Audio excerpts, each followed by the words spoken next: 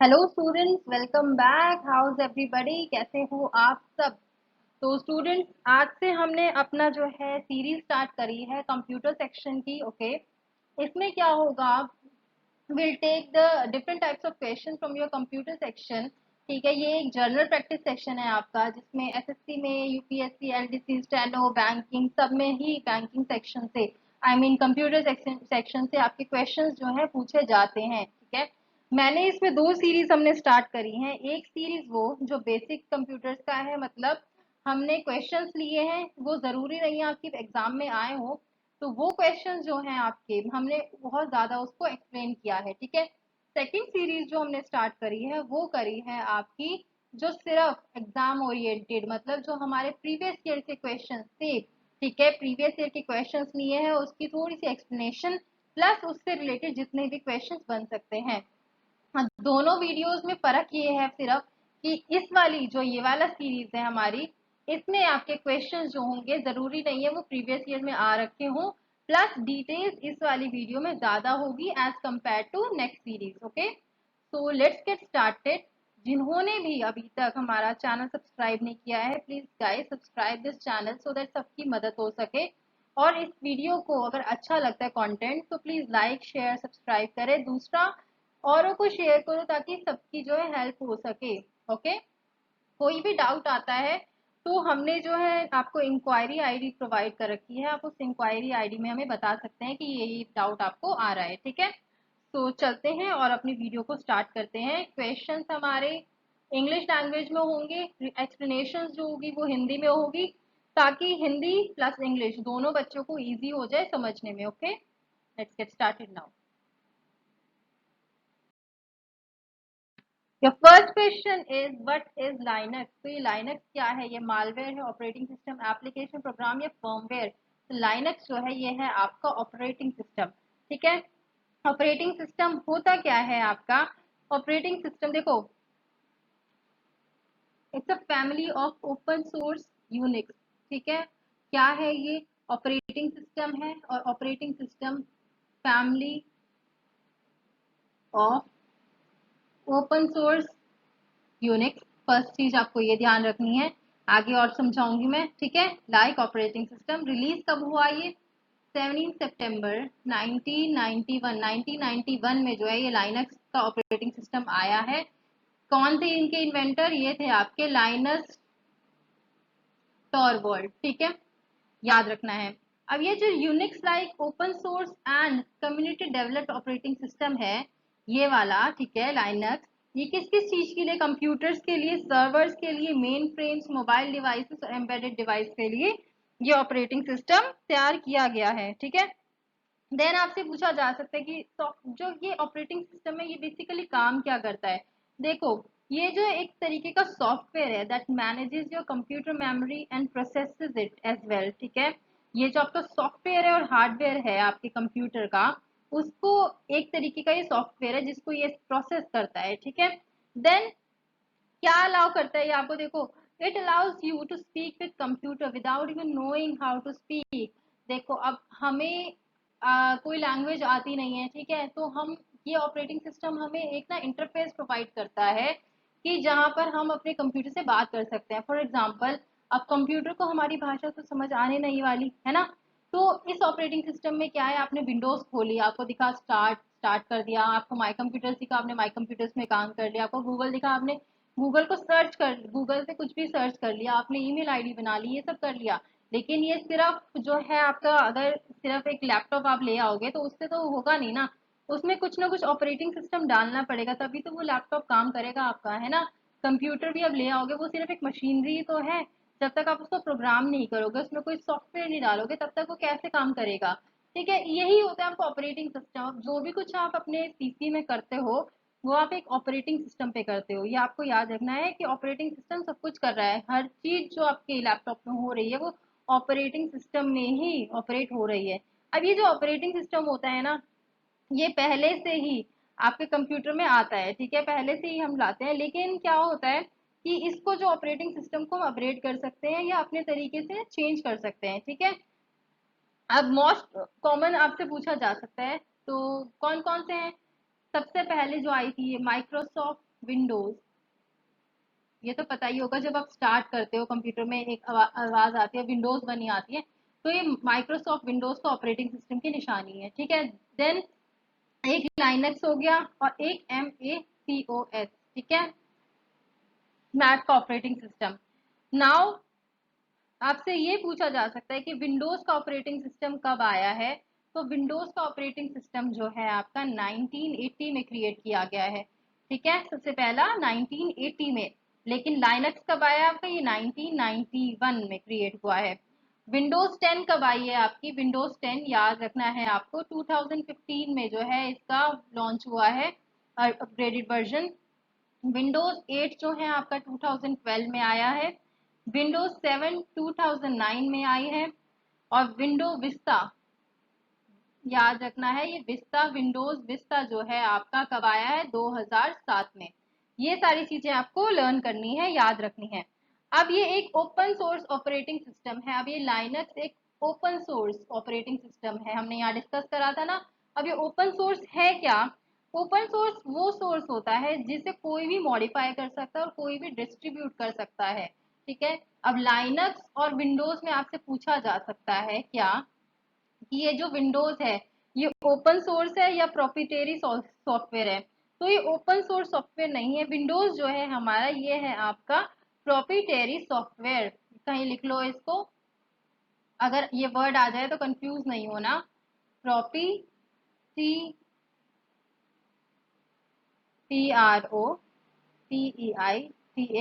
ठीक है, कंफ्यूज नहीं होना प्रोप्राइटरी में और ओपन सोर्स में।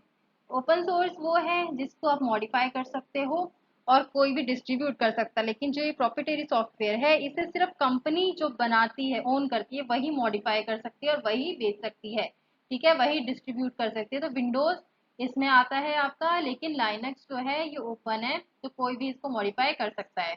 ओके, तो काफी इंफॉर्मेशन हो गई लाइनक्स के बारे में, ऑपरेटिंग सिस्टम के बारे में। अब चलते हैं आगे, ठीक है, देखते हैं सेकंड क्वेश्चन अपना। Which among the following is an image name extension? ये image name extension क्या है बेसिकली, देखो इसमें GIF, DOX, DOCX, EXE है लाइब्रेरी, बताइए। तो आपका आंसर है GIF। ये जो इमेज नेम एक्सटेंशन है आपका GIF है। अब क्या होता है इसमें, बेसिकली ये जो है these are standard means of organizing and storing digital image, मतलब स्टैंडर्ड मीन्स है आपके ऑर्गेनाइज करना और स्टोर करना एक डिजिटल फोटो इमेज को, याद रखना है फोटो इमेज।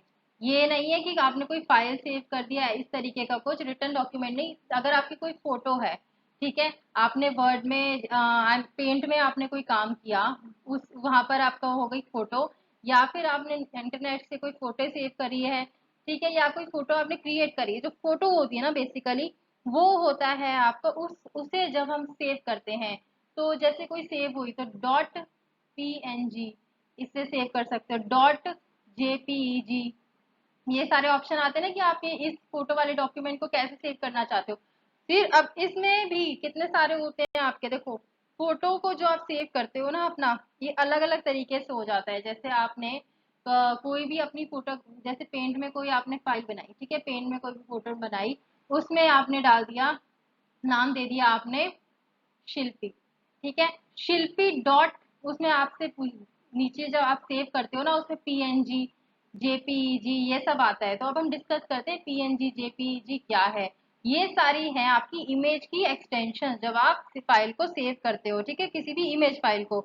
अब ये जो होता है ना आपका इमेज फाइल, ये तीन तरीके के फॉर्मेट में सेव होती है, एक तो कंप्रेस्ड फॉर्मेट, एक अनकंप्रेस्ड और एक वेक्टर फॉर्मेट, ठीक है, याद रहेगा। दूसरा, आप इसको किस किस तरीके से सेव कर सकते हो, पहली चीज तो आपकी GIF।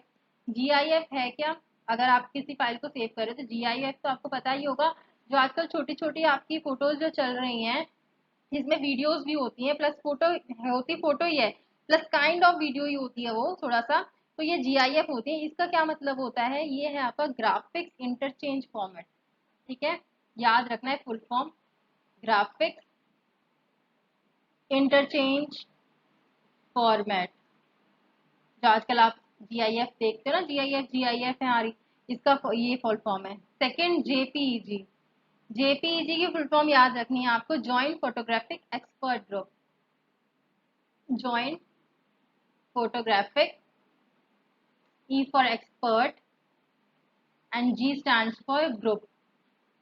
और किस में सेव हो सकती है आपकी फाइल, ये है आपकी PNG, है ना, PNG भी सुना होगा, PNG। तो PNG is portable network graphics, portable network graphics. और किस में सेव हो सकती है, एक हो सकती है आपकी TIFF। TIFF जो है सबसे हाई रेजोल्यूशन वाली होती है, और जो आपके प्रोफेशनल फोटोग्राफर्स है वो इस फॉर्मेट को यूज करते हैं सेव करने के लिए। अब TIFF क्या है full form, tagged image file, tagged image file. And then is PSD, what is this PSD, is Photoshop document. अब एक क्वेश्चन अराइज होता है आपका, आप खुद भी सोच के बताना, JPEG और PNG, इन दोनों में से अच्छा कौन सा है, या JPEG है, आप JPEG में फाइल सेव करते हो या फिर किसी PNG में करते हो, कौन सा ज्यादा अच्छा है। तो इसका आंसर है कि JPEG जो है वो, PNG जो है आपका वो JPEG से अच्छा फॉर्मेट है सेव करने के लिए। वो इसलिए क्योंकि JPEG में जब आप कोई भी JPEG में फाइल अपनी सेव करते हो, ठीक है, कोई भी फोटो वाली फाइल, तो क्या होता है आपका कुछ जो डाटा है वो लॉस हो जाता है, कुछ इमेज का आपका डाटा लॉस हो जाता है सेव करते वक्त, ठीक है। जो आपने इमेज सेव करी होती है ना, उसमें से कुछ डाटा जो है वो लॉस होगा, तो आपकी जो इमेज होगी वो इतनी क्लियर नहीं होगी, या कुछ ना कुछ मिसिंग होगा। बट जो आपकी PNG है, इसमें डाटा लॉस कम होता है कंप्रेशन एल्गोरिथम की वजह से, और औरों से जो है इमेज डाटा लॉस कम होता है, ठीक है। औरों में जो है कंप्रेशन एल्गोरिथम प्रेजेंट है, और उसमें इमेज लॉस ज्यादा है, data I mean data loss ज्यादा है। हाईएस्ट क्वालिटी अगर आपसे पूछा जाए, ये सारे देखो PNG, TIFF, JPEG, ठीक है, GIF, और ये सब आपको दे दिया जाए, और इसमें एक क्वेश्चन दे दिया जाए आपको कि choose which one of the following is highest quality image format, तो ये जो हाईएस्ट क्वालिटी का इमेज फॉर्मेट है ये है आपका TIFF, ये याद रखना इंपॉर्टेंट है, ठीक है। जो भी आपके प्रोफेशनल फोटोग्राफर्स हैं, शूटर्स हैं, डिजाइनर्स हैं, ये इसी फॉर्मेट को यूज करते हैं, इसी फॉर्मेट में सेव करते हैं। आई होप काफी इंफॉर्मेशन मिल गई होगी। Moving to the next question now. ARP stands for what is this ARP? ARP is Address Resolution Protocol। अब ये Address Resolution Protocol है क्या? It is used to resolve IP address to MAC address, ठीक है, of the device। लिख लीजिए कहीं पर, resolve IP एड्रेस जो आपका होता है टू मैक एड्रेस, ठीक है, MACADDRESS। अब ये मैक एड्रेस है क्या, ये आपकी फाइल का फिजिकल एड्रेस, फिजिकल एड्रेस। तो आई होप ये समझ नहीं आया होगा, आई एम श्योर जिसको कंप्यूटर्स नहीं आता उसको ये चीज समझ में नहीं आई होगी। तो थोड़ा सा एक्सप्लेन करती हूँ मैं आपको, ये एड्रेस, ये जो आपका प्रोटोकॉल है, क्या कहते हैं, एड्रेस रेजोल्यूशन प्रोटोकॉल, तो ये है क्या, देखो इंटरनेट प्रोटोकॉल क्या होता है, पहले तो ये सुनो, जो इंटरनेट प्रोटोकॉल जो है आपका आईपी, ठीक है, आईपी एड्रेस जो है, देखो यहाँ लिखा है ना हमने कि resolve IP address to MAC address, तो ये आईपी, ये होता है आपका इंटरनेट, आईपी की फुल फॉर्म है आपकी इंटरनेट प्रोटोकॉल, ठीक है। अब ये जो इंटरनेट प्रोटोकॉल है, ये है वो जो डाटा लिंक लेयर पे, ठीक है, डाटा लिंक लेयर की सर्विसेज को यूज करता है। अब आपने देखा होगा OSI मॉडल वगैरह, ठीक है, ये physical layer, data link layer, तो ये जो डाटा लिंक लेयर है ना, ये वाली, तो डाटा लिंक लेयर की सर्विसेज को यूज करता है आपका इंटरनेट प्रोटोकॉल, ठीक है। अब इसको क्या है, तो इसको फिजिकल एड्रेस की जरूरत होती है कि अगर इसको नेक्स्ट हॉप पे जाना है, नेक्स्ट हॉप मतलब जिसको ARP बोलते हैं, अगर इसको नेक्स्ट हॉप पे जाना है तो इसको किसकी जरूरत पड़ती है, आपके फिजिकल एड्रेस की। आई एम श्योर अभी भी समझ नहीं आएगा, और एक्सप्लेन करती हूँ थोड़ा सा। हमारा जो IP एड्रेस है, ठीक है, मैं इसको इरेज करती हूँ ताकि मैं आपको अच्छे से समझा पाऊँ कि ये है क्या। ये सब आपने नोट कर लिया होगा, ठीक है। I resolve to resolve IP address to physical address. अब ये जो आपका आईपी एड्रेस है इसको हम लॉजिकल एड्रेस भी बोलते हैं, ठीक है। लॉजिकल एड्रेस भी इसको बोला जाता है। जिसको समझ आ रहा है ठीक है, कंप्यूटर वाले बच्चे समझ जाएंगे, जिनको नहीं आ रहा वो प्लीज स्किप कर दें इसको, उनको शायद ना भी आए, ठीक है। देखो क्या होता है, लॉजिकल एड्रेस को जब आप, लॉजिकल एड्रेस आपका आईपी एड्रेस की है, जब लॉजिकल एड्रेस को आप मैपिंग करते हो, ठीक है, लॉजिकल एड्रेस की आप जब मैपिंग करते हो ना, मैपिंग किससे होती है, मैपिंग होती है आपकी एआरपी से, एआरपी।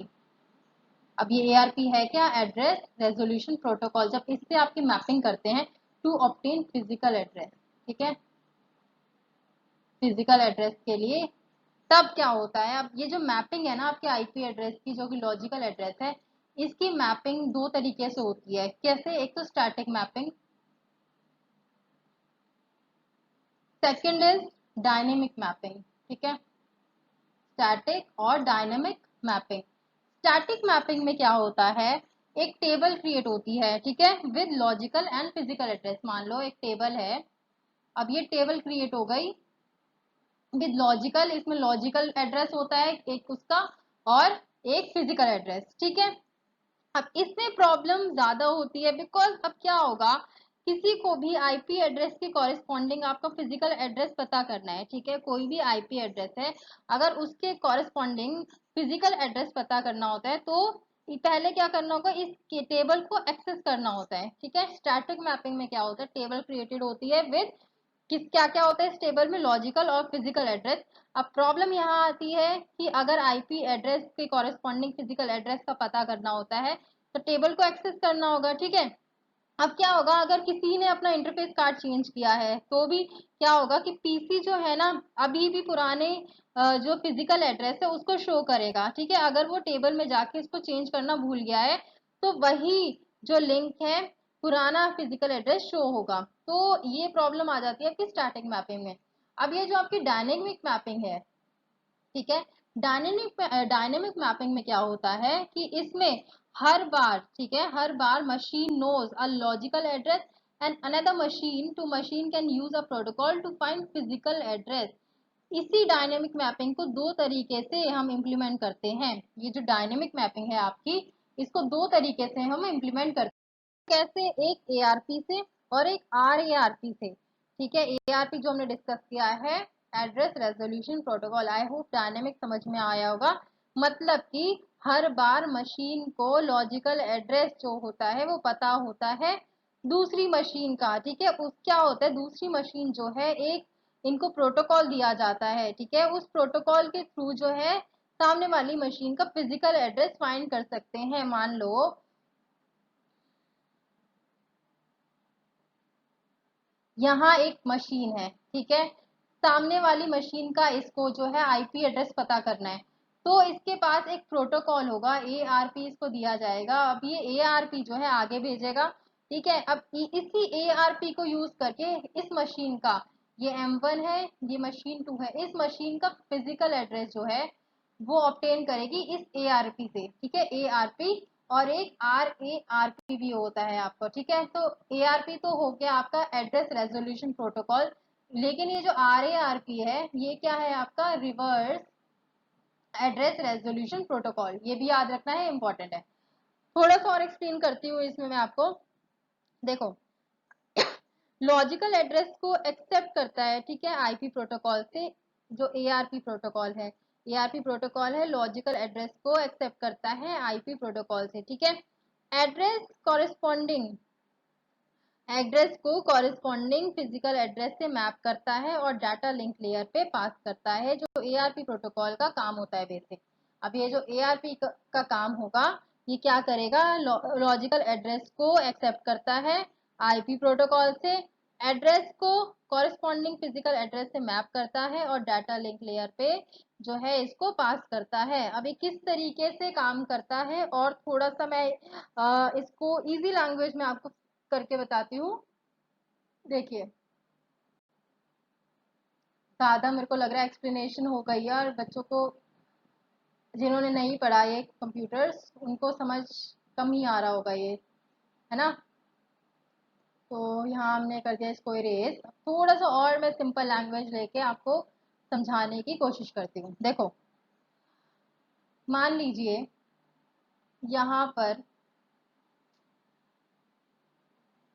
एक मशीन है M1, ठीक है, कोई डिवाइस ले लीजिए, M1 मशीन है।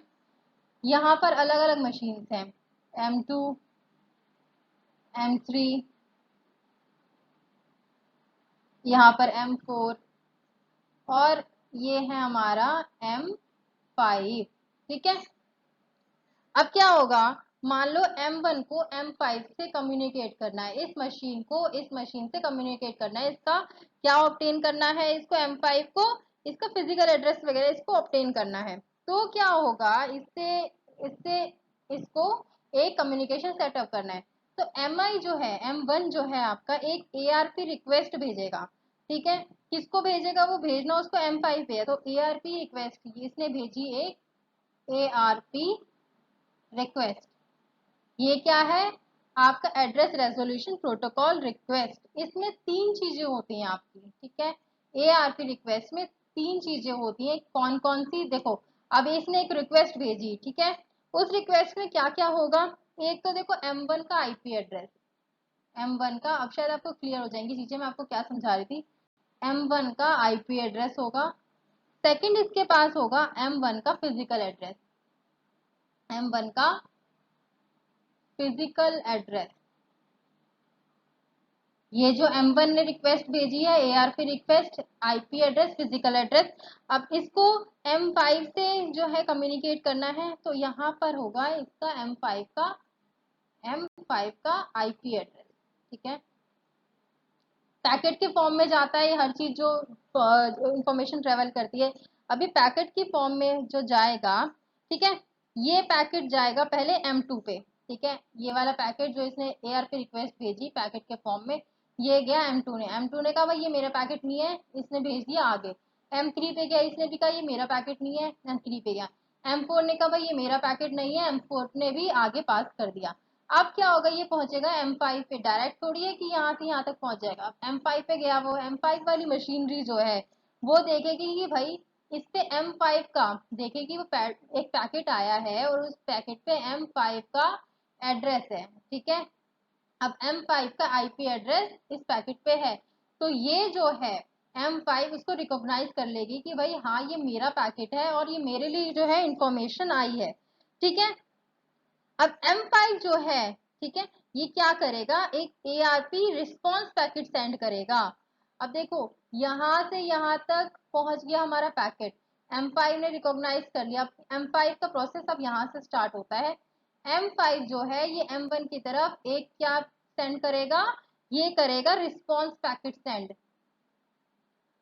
Response packet. पहले क्या आया था, रिक्वेस्ट पैकेट, और ये M5 करेगा रिस्पॉन्स। भाई रिक्वेस्ट इसकी एक्सेप्ट हो गई M5 से, अब M5 रिस्पॉन्ड कर रहे हैं ना, M5 जो है रिस्पॉन्स पैकेट सेंड करेगा। और M5 में क्या होगा, ये जो रिस्पॉन्स पैकेट M5 भेज रहा है इसके पास क्या क्या होगा, एक तो IP एड्रेस, ठीक है, IP एड्रेस M5 का। अब हमने फिजिकल एड्रेस पता करवाना था ना इसका, तो M5 का साथ साथ ये भेजेगा M5 का फिजिकल एड्रेस, ठीक है। तो इसी तरीके से हम जो है अपने लॉजिकल एड्रेस से फिजिकल एड्रेस को मैपिंग करते हैं। इस तरीके से मैपिंग मतलब यही होता है। तो ये जो ऊपर की टर्म्स हैं अगर जिनको नहीं समझ आई तो इस डायग्राम से आई होप मैं आपको एक्सप्लेन कर पाई हूँ। अब ये जो ARP रिक्वेस्ट होती है, रिक्वेस्ट मतलब जो M1 ने भेजी है रिक्वेस्ट, वो होती है ब्रॉडकास्ट, ब्रॉडकास्ट रिक्वेस्ट होती है वो, ठीक है। अब ये ब्रॉडकास्ट रिक्वेस्ट इसको क्यों बोला जाता है, बिकॉज जो ये रिक्वेस्ट जाती है ना, ये सिर्फ M1 से सीधा M5 पे नहीं जाती, ये M2 से M3 M4 सबके पास जाती है एक एक बार। तो ये इस वजह से इसको ब्रॉडकास्ट बोलते हैं, मतलब लार्ज स्केल पे हर उस पे जाती है। लेकिन जो आपका ARP का रिस्पॉन्स आता है, M5 जो ARP का रिस्पॉन्स भेजती है वो यूनिकास्ट होता है। ब्रॉडकास्ट मतलब ये है, ये ब्रॉडकास्ट हो गया। यूनिकास्ट मतलब कि भाई एक सेंडर है और उसी को एक रिसीवर है, उसी के पास जाएगा और 10 रिसीवर्स उसके नहीं होंगे, ठीक है। यूनिकास्ट तो वहीं पर जो है आपका M1 ने रिक्वेस्ट करी थी उसके फिजिकल एड्रेस की M5 से, तो M5 डायरेक्ट जो है रिक्वेस्ट जो है रिस्पॉन्स M1 को देगा, ठीक है, इधर उधर नहीं जाएगा, ना ही M2 पे, ना ही M3 पे, ना ही M4 पे, डायरेक्ट ये रिक्वेस्ट जाएगी उसकी कहाँ पर, क्या कहते हैं, M1 पे। ओके, आई होप ये जो प्रोसेस है काफी मतलब थोड़ा बहुत समझ आ गया होगा आप लोगों को। मैं जितना डिटेल में आपको एक्सप्लेन कर सकती थी मैंने उतना कर दिया है कि क्या प्रोसेस होता है। Moving to the next question now, what is the full form of HTTP? HTTP क्या है? ये है आपका हाइपर टेक्स्ट ट्रांसफर प्रोटोकॉल, ठीक है। जब भी हम किसी टेक्स्ट को HTML में कोडिंग करते हैं ना, कोडिंग करके लिखते हैं, तो वो हमारे लिए हाइपर टेक्स्ट बन जाता है। HTML की तरह जो होती है फाइल होती है एक तरह की, ठीक है। अब इसमें क्या है, दो कंप्यूटर के बीच में अगर आपको कम्युनिकेशन कराने के लिए इसका यूज किया जाता है, ठीक है, दो कंप्यूटर्स के बीच में कम्युनिकेशन कराने के लिए इसका यूज होता है। वेब ब्राउजर में क्या होता है आपका, वेब ब्राउजर है, तो वेब ब्राउजर में क्या होता है आपका कि जो अगर वेब ब्राउजर को, ठीक है, आपको बेसिकली वेब ब्राउजर में अगर कम्युनिकेशन करवानी है, ठीक है, किसी भी सर्वर से अगर इंटरेक्ट करवाना है, देखो वेब ब्राउजर है आपका, वेब ब्राउजर क्या, जिसमें आप कुछ भी सर्च करते हो, क्रोम भी है, गूगल क्रोम, ठीक है, देन इंटरनेट एक्सप्लोरर है आपका, इंटरनेट एक्सप्लोरर, ये सब है आपके वेब ब्राउजर। अगर इस ब्राउजर को किसी भी सर्वर के साथ इंटरेक्ट करते हो, इस वेब ब्राउजर में अगर किसी भी सर्वर के साथ आप किसी और सर्वर के साथ इंटरेक्ट करते हो, तो ये HTTP का यूज होता है। मतलब आप कोई भी चीज ना देखना, कोई चीज सर्च करके देखना, जब आप इस वेब ब्राउजर पे कोई भी चीज सर्च करते हो ना, तो ये HTTP इस तरीके का वो आता है, और फिर आगे कुछ भी जो है कंटिन्यू होता है। अब ये जो HTTP है ये यही चीज है, ये बेसिकली ये कम्युनिकेशन कराता है किसकी, ब्राउजर के सर्वर के साथ, ठीक है। ब्राउजर को हम क्लाइंट भी बोल देते हैं, इसी ब्राउजर को हम क्या बोल देते हैं, क्लाइंट, क्लाइंट की सर्वर के साथ। अब ये हो गया आपका client,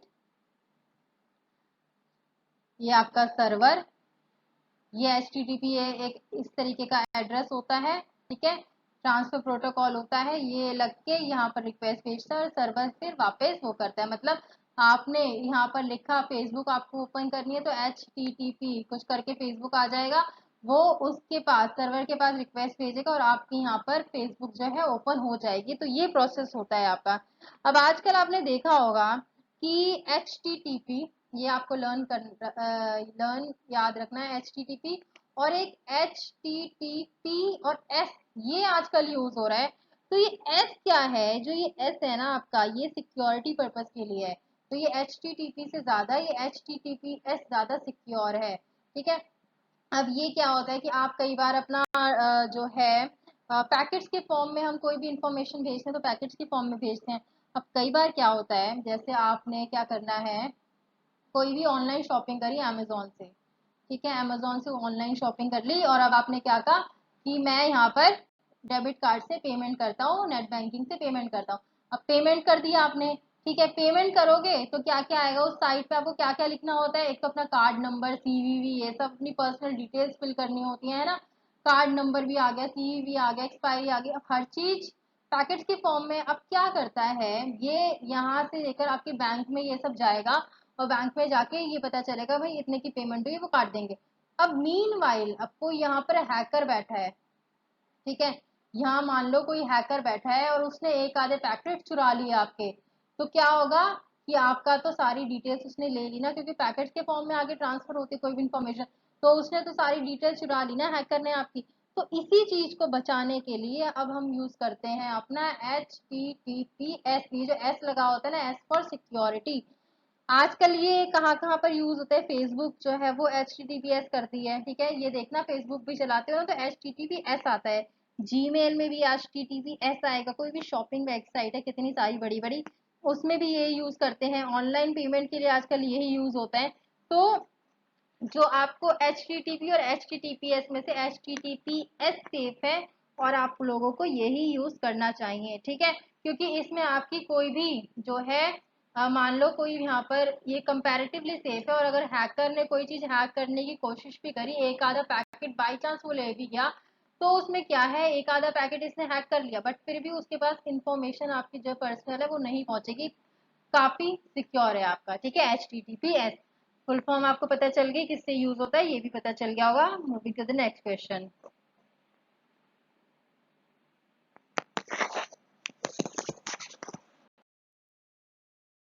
what is the full form of ALU? ALU की फुल फॉर्म क्या होती है? Arithmetic logical unit. Arithmetic logical unit. ठीक है, क्या होता है ये? It's a combinational digital electronic circuit that performs arithmetic and bitwise operation on integer binary number. अब जो आपकी देखो, आप कंप्यूटर यूज कर रहे हो है ना, उसमें कैलकुलेटर भी होगा, या फिर आप अपनी स्प्रेडशीट यूज करते हो, स्प्रेडशीट मतलब एक्सेल यूज कर लिया आपने, वहां पर उसमें स्प्रेडशीट होती है ना एक्सेल में। अब जितने भी plus minus less than greater then ये सब सिंबल्स होते हैं ना, ये आपका कौन परफॉर्म करता है? ALU। और ये ALU क्या है? ये एक डिजिटल इलेक्ट्रॉनिक सर्किट है जो आपके CPU में होता है। ठीक है, CPU में होता है ये डिजिटल आपका इलेक्ट्रॉनिक सर्किट, अर्थमेटिक और लॉजिकल ऑपरेशंस परफॉर्म करता है ये। अब क्या होता है, ये जो ऑपरेशंस होते हैं ना, ये आपके बाइनरी नंबर्स में होते हैं, इंटीजर बाइनरी नंबर्स। तो आपको पता ही है कि बिट वाइज जो है आपके ऑपरेशन होते हैं, और बाइनरी नंबर्स की जो आपकी कोडिंग होती है ना, जो आपकी कंप्यूटर में कोडिंग वगैरह होती है, जैसे एस्काई कोड्स वगैरह आपने पढ़े होंगे। तो और बाइनरी नंबर 010101 है ना, इस डिजिट की फॉर्म में आपके हर एक चीज बनी होती है, हर एक नंबर 0101 से बना होता है। करेंगे आगे कि कैसे कैसे बने होते हैं, तो अभी आपको यही याद रखना है कि ये जो डिवाइस है, ठीक है, ये आपके क्या करता है? परफॉर्म करता है ऑपरेंड्स पे इन कंप्यूटर इंस्ट्रक्शन वर्ड्स। ठीक है, ALU कितने पार्ट में डिवाइड होता है? ये आपके दो पार्ट्स में डिवाइड होता है, एक तो AU और एक होता है LU। आपसे पूछा जा सकता है, ये ALU तो हमने पढ़ लिया, अर्थमेटिक लॉजिकल यूनिट, ये होता है AU में डिवाइड, और होता है आपका LU। AU क्या है आपका?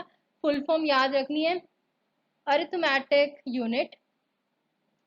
LU की फुल फॉर्म है आपकी logical unit.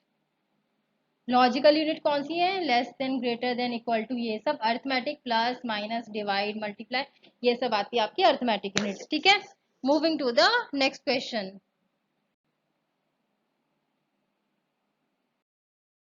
Microsoft Office is a type of, Microsoft Office जो है आपका, ये किस तरीके का है, क्या है, ये कौन सा सॉफ्टवेयर है, तरीके का सॉफ्टवेयर है बताओ?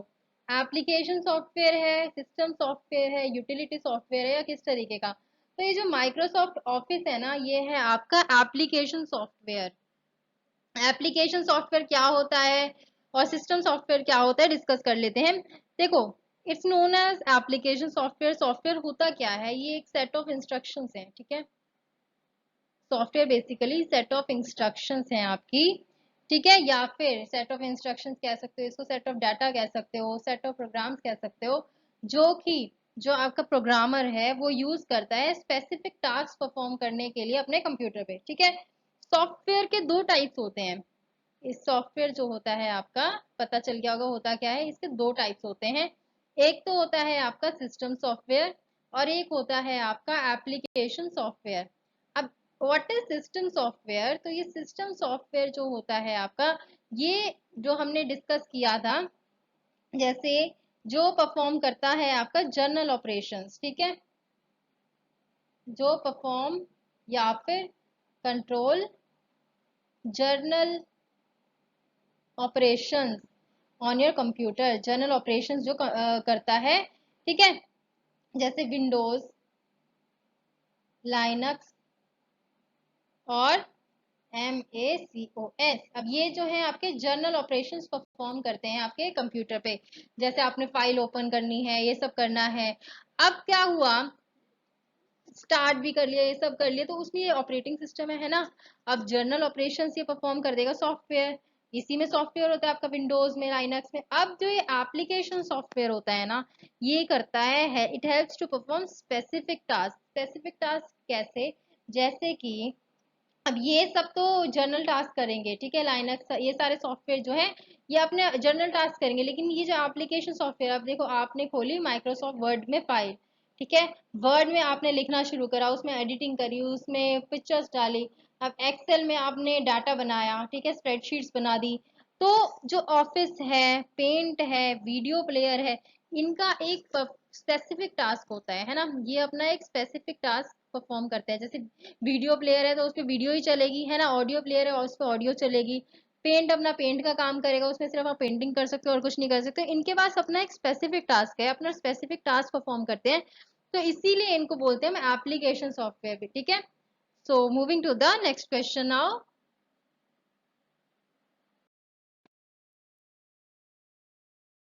विच among the following is engine of computer, हमारा किसको बोला जाता है इंजन ऑफ कंप्यूटर, तो देखो ये बोला जाता है आपके प्रोसेसर को, ये जो आपका प्रोसेसर है ना, सीपीयू सेंट्रल प्रोसेसिंग यूनिट, इसमें जो प्रोसेसर होता है इसी को बोलते हैं हम engine of computer. What is the full form of SMPS, quite important, full form है आपकी स्विच मोड पावर सप्लाई, ठीक है, स्विच मोड पावर सप्लाई। अब ये एसएमपीएस जो है बेसिक फंक्शन इसका क्या होता है, एसी को ना, लो वोल्टेज एसी को लो वोल्टेज डीसी में कन्वर्ट कर देता है, ऑल्टरनेटिंग करंट, एसी की फुल फॉर्म पता होगी, ऑल्टरनेटिंग करंट को डीसी डायरेक्ट करंट में कन्वर्ट कर देता है, लो वोल्टेज, ठीक है। अब क्या है ये, अब ये हम कई जगह यूज करते हैं, एसएमपीएस ना काफी जगह पे यूज करते हैं, लेकिन हमारे कंप्यूटर्स में, कंप्यूटर में इस एसएमपीएस का क्या काम होता है, तो कंप्यूटर में ये क्या करता है, एसी को डीसी में कन्वर्ट करते, एसी को डीसी में कन्वर्ट करके कहाँ भेज देता है, ये मदरबोर्ड जो आपका होता है ना, ये मदरबोर्ड पे सप्लाई कर देता है, ठीक है।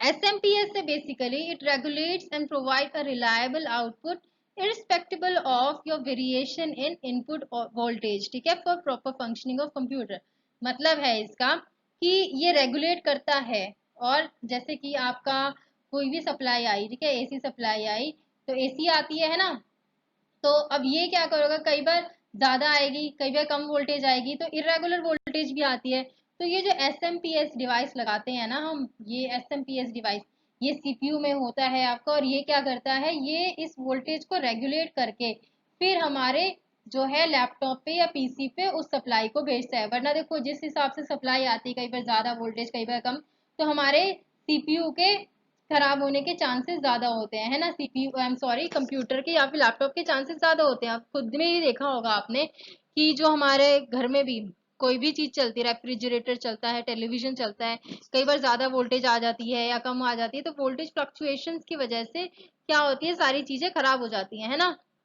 तो उसी वोल्टेज फ्लक्चुएशन को यहाँ पर जो रेगुलेट करता है और एक रेगुलर सप्लाई देता है, वो करता है आपका स्विच मोड पावर सप्लाई, ठीक है, that is SMPS the full form. अब ये क्या करता है, इट रेगुलेटेड पावर सप्लाई है ये SMPS, that uses high frequency regulator, ये हाई फ्रीक्वेंसी रेगुलेटर यूज करता है to convert power supply and regulate the output in highly efficient way, okay।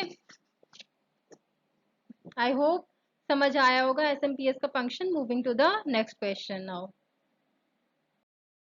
what is the application software among the following, which is the application software among the following।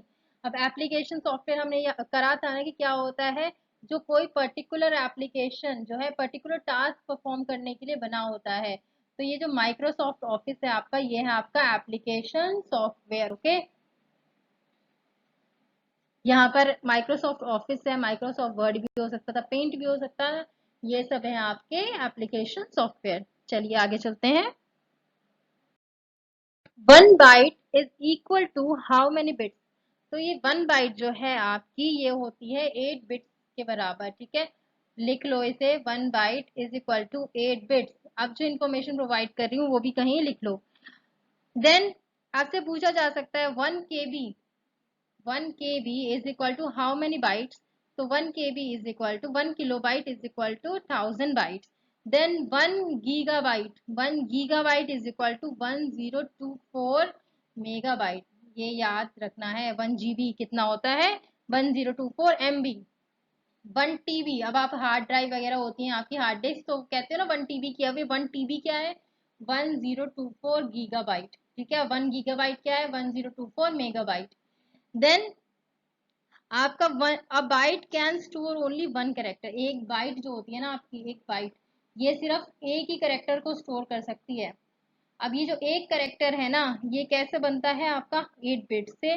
जैसे ए है, S है, तो 1 bite में एक ही चीज आ सकती है, ए, S, D, या कोई सिंबल, एक ही चीज स्टोर हो सकती है, कोई एक ही कैरेक्टर 1 बाइट में स्टोर होता है जो 8 बिट से बना होता है। ठीक है, अब कोई नंबर है 8, ये जो 8 है, आपने अगर कोडिंग पढ़ी होगी बाइनरी कोडिंग, तो उसमें पता है कि किस किस तरीके से इसकी कोडिंग होगी, ये 8 चीजों से ये किस तरीके से बनता है, 1 2 3 4 5 6 7 8, इस तरीके से ये 8 जो है नंबर की फॉर्मेशन होती है।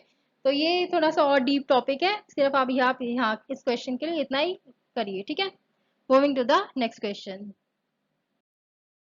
What is the meaning of EEPROM? EEPROM का मीनिंग क्या है आपका, ये है आपकी electrically erasable programmable read only memory.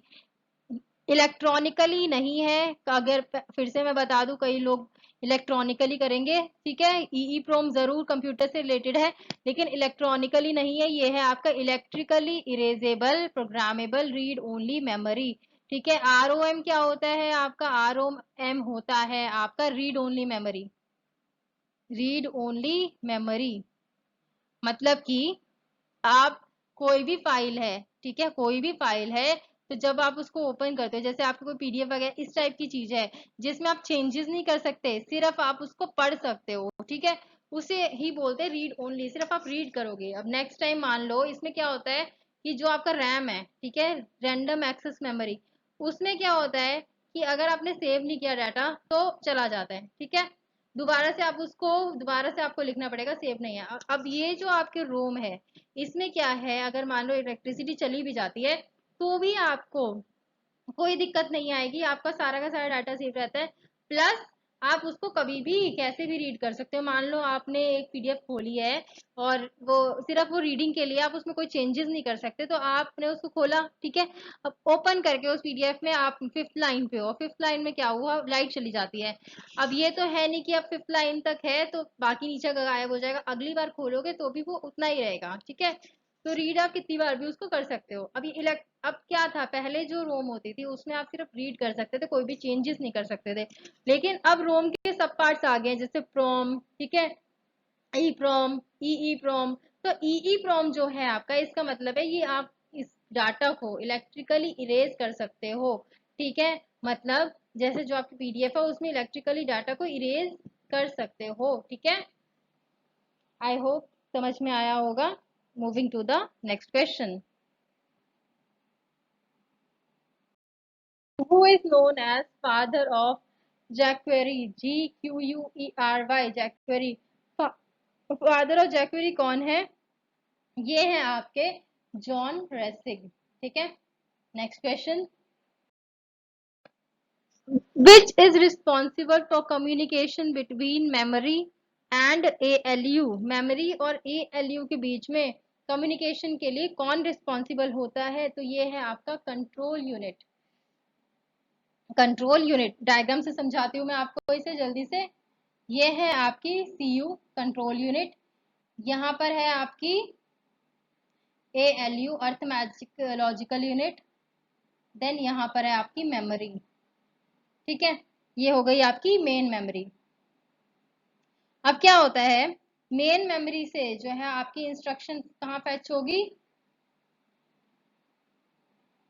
Instruction fetch होती है आपकी कंट्रोल यूनिट में। ठीक है, कंट्रोल यूनिट में क्या होता है, ये डिकोड करता है इस इंस्ट्रक्शन को। ठीक है, ये कोडेड फॉर्म में आई, यहाँ से इंस्ट्रक्शन मेन मेमोरी से कंट्रोल यूनिट में, ये करेगा इस इंस्ट्रक्शन को डिकोड इनटू, किसमें डिकोड कर देगा, ये कमांड में। ठीक है, कमांड में ये डिकोड कर देगा। मान लो हमने क्या कहा था कि हमें प्लस करना है, तो एक कोडेड लैंग्वेज में कंट्रोल यूनिट के पास गया, उसको डिकोड करके इसने कमांड बना दिया, और ये कमांड कहाँ गई, अर्थमेटिक लॉजिकल यूनिट में। अब जो भी इसको कमांड मिलेगी, प्लस माइनस या जो भी इसको करना है, तो वो यहाँ पर क्या होगा, एग्जीक्यूट हो जाएगा। वो कमांड का पार्ट ALU में एग्जीक्यूट हो जाएगा और एग्जीक्यूट होके कहाँ पर आ जाएगा, मेन मेमोरी में वापस यहाँ पर स्टोर हो जाएगा रिजल्ट। ठीक है, मान लो यहाँ पर हमने करा 2+2 कितना होता है, ये इंफॉर्मेशन कोडेड फॉर्म में गई सीयू पे, सीयू ने देखा भाई ये पूछा गया है, उसको डिकोड किया ताकि एएलयू समझ सके, डिकोडेड चीज को कमांड में भेजा। ठीक है, एक कमांड की तरह उसने कमांड किया एएलयू को, भाई ये परफॉर्म करना है, एएलयू ने समझा, एग्जीक्यूट करा, एग्जीक्यूट करने के बाद वापस जो है इसने मेन मेमोरी को आंसर बता दिया कि भाई 2+2 4 होता है, तो ये आंसर हमारा मेन मेमोरी में फेच हो गया। ठीक है, moving to the next question now. In computers what converts AC to DC, अभी हमने कराया है ना, ये SMPS जो है आपका ये और AC to DC कन्वर्ट करता है कंप्यूटर में। चलो next question, who invented keyboard, याद रखना है ये है आपका क्रिस्टोफर लाथम शोल्स। ठीक है, इन्होंने कीबोर्ड इन्वेंट किया था। Where are save files store in computer, जो आपकी सेव फाइल्स होती हैं कंप्यूटर में कहाँ स्टोर होती हैं, ये होती हैं आपकी हार्ड डिस्क में। ठीक है, कोई भी आप फाइल सेव करते हो ना तो हार्ड डिस्क में वो स्टोर हो जाती है। मान लो आपने यहाँ कुछ काम किया इसमें, ठीक है, वर्ड में आपने इसको सेव कर दिया, अब ये फाइल हो गई आपकी सीपीयू में, हार्ड डिस्क होती है वहां पर स्टोर हो गई। ठीक है, अब नेक्स्ट टाइम आपने क्या करा कि काम बहुत सारा किया है या फिर आप कोई भी चीज कर लो, ठीक है, अब आपको जितना भी उसको ओपन करना है, तो मान लो आपने पहला पेज ओपन किया तो यहाँ से पहले हार्ड डिस्क में से इतनी इंफॉर्मेशन आएगी, फर्स्ट पेज खुलेगा, फिर आपने कुछ और उसने चीज देखनी है फिर वो वाला खुलेगा, तो इस तरीके से इंफॉर्मेशन फैच होते जाएगी। ठीक है, यहाँ पर पूरी जो भी ये वाली इंफॉर्मेशन थी ये हार्ड डिस्क में स्टोर हुई, हार्ड डिस्क ने यहाँ पर आपको दिखा दी। फिर अगर आपको वापस से इसको बंद करना है तो जितना भी आपने प्रोग्राम, जितने भी चीजें आपने खोली हैं उस फाइल में, वो वापस से जाके अपनी हार्ड डिस्क में ओपन हो जाएंगी। ठीक है, ऐसे बताती हूँ मैं आपको, यहाँ पर देखो 1 2 3 4 चार काम है। ठीक है, ये आपके हार्ड डिस्क है कोई, ये समझ, बस सिर्फ आपके समझाने के पर्पज से मैंने लिखा है, हार्ड डिस्क में ये स्टोर है। ठीक है, एक फाइल है जिसमें 4 पार्ट्स हैं, ये आपके हार्ड डिस्क में स्टोर है। अब आपको क्या खोलना है, पार्ट 1 खोलना है, तो आपने पार्ट 1 पे जो आपने क्लिक कर स्टोर किया हुआ है, ये आपके विंडोज पे मान लो सिमी नाम से जो है सेव्ड है एक फाइल। ठीक है, इसमें 4 पार्ट्स हैं।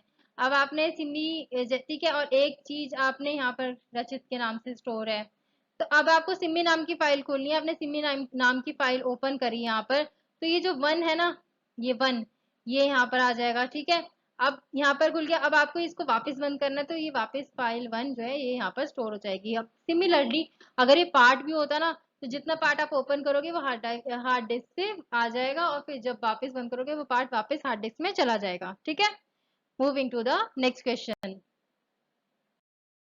रोम इज, कैसी है ये रोम जो है, वॉलेटाइल है या नॉन वॉलेटाइल है, ये वॉलेटाइल है, बिल्कुल सही है। ठीक है,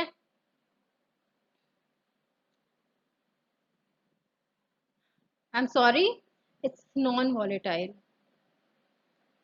नॉन वॉलेटाइल है। क्यों नॉन वॉलेटाइल है ये, क्योंकि डाटा उड़ता नहीं है, इसमें कहीं भी जाता नहीं है, वॉलेटाइल डाटा नहीं होता, परमानेंट डाटा होता है। ठीक है, next question, which among the following is commonly used language in Android application, आपको पता है अलग अलग तरीके की लैंग्वेज होती है, सी जावा ये सब, तो आपकी जो Android application, Android phone use करते हो उसकी एप्लीकेशन में जावा लैंग्वेज यूज होती है। ठीक है, कोई भी चीज आप कोडेड वगैरह तो कोडिंग होती है ना, ये जावा में होती है। ठीक है, moving to the next question, important है, याद रखना है इसको, MPG is an file extension of which files, MPG जो है ये किसके लिए होती है, आपकी वीडियो फाइल्स के लिए। ठीक है,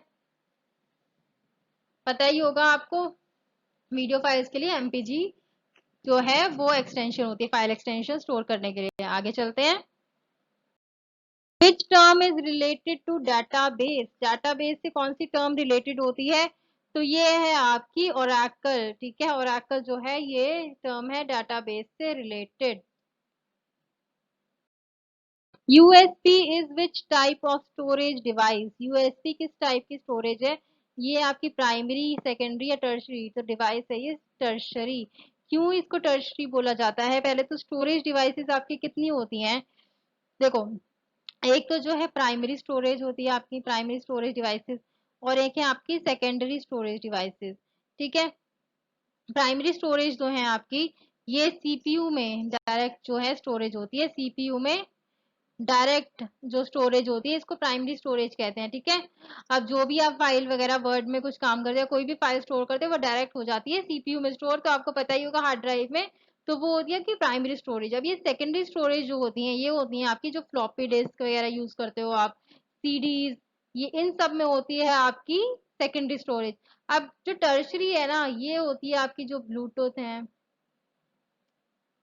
जो आपकी सॉरी, जो आपकी ये पेन ड्राइव्स हैं, यूएसबी केबल, ये जो है आपकी यूएसबी पोर्ट होता है ना, उसमें पेन ड्राइव लगते हैं, तो ये आपकी टर्शरी है। क्योंकि आपने जब आपका मन चाहा तो आपने उसको डाटा ले लिया, ठीक है, रहेगा वो पेन ड्राइव में ही स्टोर। ठीक है, आपका कंप्यूटर में स्टोर नहीं रहता, वो रहेगा पेन ड्राइव में ही। लेकिन जब भी आप अपने डाटा को एक्सेस करना चाहें तो पेन ड्राइव लगाएं और एक्सेस करें, और फिर वापस आपने पेन ड्राइव निकाल ली तो आपकी पेन ड्राइव में रहेगा, अनटिल एंड अनलेस आपने उस पेन ड्राइव से बाहर आपने स्टोरेज करी है उसमें। ठीक है, तो ये एक तरीके की स्टोरेज भी है, क्योंकि मान लो हमें एक कंप्यूटर से दूसरे कंप्यूटर में बहुत सारी फाइल्स ट्रांसफर करनी है, तो हमारे एक कंप्यूटर में बहुत सारी फाइल्स हैं, तो इस पेन ड्राइव से हमने ली और दूसरे कंप्यूटर में ट्रांसफर कर दी। ठीक है, एक तरीके की स्टोरेज ही करवाई ना हमने, पर टर्शरी, टर्शरी करवाई है। ठीक है, इसीलिए इसको टर्शरी बोलते हैं। नेक्स्ट क्वेश्चन पे चलते हैं। An electronic path that sends signal from one computer to another is electronic path, जो जिस सिग्नल भेजता है ना, ये किसके थ्रू भेजता है, इसको बस बोलते हैं। ठीक है, इस इलेक्ट्रॉनिक पाथ को बस बोला जाता है। Who is known as father of artificial intelligence? तो ये है आपके John McCarthy. John McCarthy is known as father of artificial intelligence. Where is cache memory located? Cache memory जो है आपकी कहाँ लोकेटेड होती है? ये होती है आपकी सीपीयू में लोकेटेड। अब ये कैश मेमोरी होती क्या है? It's a very fast, extremely fast memory. ठीक है, इट्स एक्सट्रीमली फास्ट मेमोरी, और ये किसकी तरह एक्ट करती है? It acts as buffer. Buffer किस किस के बीच में? बिटवीन रैम एंड सीपीयू, इन दोनों के बीच में ये एज अ बफर मेमोरी जो है एक्ट करती है। Basically it holds frequently requested data and instruction, ठीक है, so that they are immediately available to CPU. कहने का मतलब है कि जैसे आप कोई भी, मान लो क्रोम पे जो है, ठीक है, आपने गूगल क्रोम खोला हुआ है और आप बार बार काफी टाइम गूगल नोटिस कर रहा है कि आपने फर्स्ट डे भी वही चीज नोटिस करी, फर्स्ट डे भी वही चीज ओपन करी, सेकंड डे भी वही चीज ओपन करी, थर्ड डे भी वही ओपन की, फोर्थ डे, तो वो आपकी रीसेंट एक्टिविटीज का ना जो भी है, तो वो नोट करता रहता है। तो ये जो आपकी रीसेंट एक्टिविटी है ना, यही as a cache memory store हो जाती है। अब ये जो कैश मेमोरी जैसे स्टोर हो गया, अब नेक्स्ट टाइम है, मान लो फॉर एग्जांपल आपने आज अपनी जीमेल आईडी खोली, ठीक है, सेकंड डे फिर आपने जीमेल आईडी खोली, थर्ड डे फिर जीमेल आईडी खोली। अब क्या होगा, ये जीमेल आईडी जो है आपकी कैश मेमोरी में स्टोर हो जाएगी कि भाई ये जो है रीसेंट एक्टिविटी होती रहती है। तो अब जब नेक्स्ट टाइम आप इस आईडी को खोलेंगे ना, नेक्स्ट टाइम ये डायरेक्ट वही चीज खोल देगा। कहने का मतलब कि आपका नाम ऊपर लिखा हुआ है, तो वो नाम से अब बस आपको पासवर्ड डालना होगा उसमें। ठीक है, सिमिलरली अगर आप कोई और चीज भी सर्च करते हैं, बहुत फ्रीक्वेंट सर्चेज हैं आपकी, तो वो कैश मेमोरी में जाके स्टोर हो जाती हैं। बहुत ही ज्यादा फ्रीक्वेंटली सर्च चीजें होती है, कैश मेमोरी में स्टोर होती हैं, ताकि भाई कंप्यूटर को पता रहे, और जब भी आप वो चीज दोबारा खोलें तो आपके सीपीयू जल्दी से उस इंफॉर्मेशन को प्रोसेस करे और जल्दी से आप कोई चीज ओपन कर पाए। ठीक है, अब ये basically why it is use, cache memory का पर्पस क्या है? Basically it use to reduce the average time access from main memory. ठीक है, जो आप टाइम लगाएंगे एक्सेस करने में, अब आपने इंफॉर्मेशन फेच करी, वो जाएगी कम सीपीयू पे के पास जाएगी, सीपीयू वहां पर इंफॉर्मेशन फेच होगी, वहां से वो प्रोसेसिंग होगी, ताकि ये जो प्रोसेसिंग है, ये रेट है, ये जल्दी हो जाए, इसीलिए यूज होती है कैश मेमोरी। ठीक है, तो जब भी आपने देखा होगा ना कि ये जो आप हिस्ट्री डिलीट करते हो और आपने कुकीज डिलीट करते हो, ये इसी वजह से डिलीट करनी होती है, क्योंकि हमारी ये चीज स्टोर हो जाती है और पता रहता है कंप्यूटर को भाई ये चीज बार बार खुल रही है कंप्यूटर में। ठीक है, I guess this is the last question. Session ठीक लगा हो, अच्छा लगा हो तो कमेंट सेक्शन में बताइए। कोई डाउट हो तो ईमेल आईडी पे बता दीजिए, वरना कमेंट सेक्शन में बताएं। अच्छा लगा है तो लाइक सब्सक्राइब एंड शेयर जरूर कीजिए। बाकी stay home, stay safe, take care of your self and your family. Good luck.